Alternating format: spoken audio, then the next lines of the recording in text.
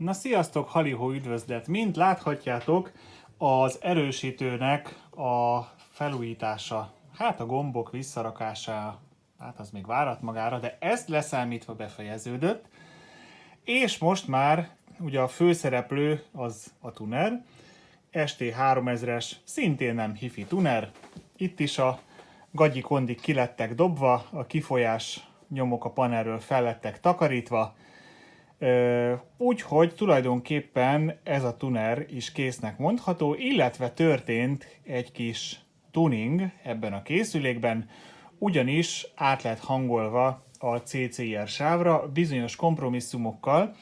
Az eredeti URH tuner a nyugatnémet, illetve a nyugati piacra, illetve nem szabad elfelejteni, hogy az eredeti keletnémet piacra is, mert hogy ott is a CCR-URH szabvány volt rendszerben. Jó kérdés, hogy miért. Tehát ott ezeknek a tunere 88 és 104 mega között ment, de mivel itt az eredeti OIRT tuner lett följebb rugdosva frekvenciában, ezért a sávszélesség egy kicsit keskenyebb lett.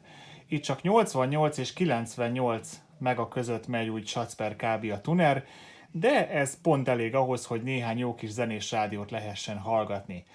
Úgyhogy így első nekifutásra ennyit.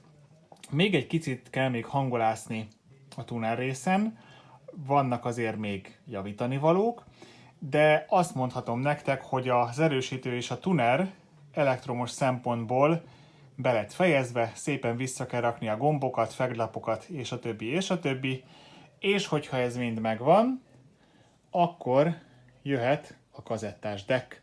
Ez lesz majd a következő versenyző. Azonban ehhez még kazettát kell szereznem, mert az nincs, évekkel ezelőtt kihaigáltam. No, köszönöm szépen, hogy megnéztétek a videót, nézzétek meg a többit is, iratkozzatok fel a csatornára, és mindenkinek jó hétvégét. Hello, hello, sziasztok!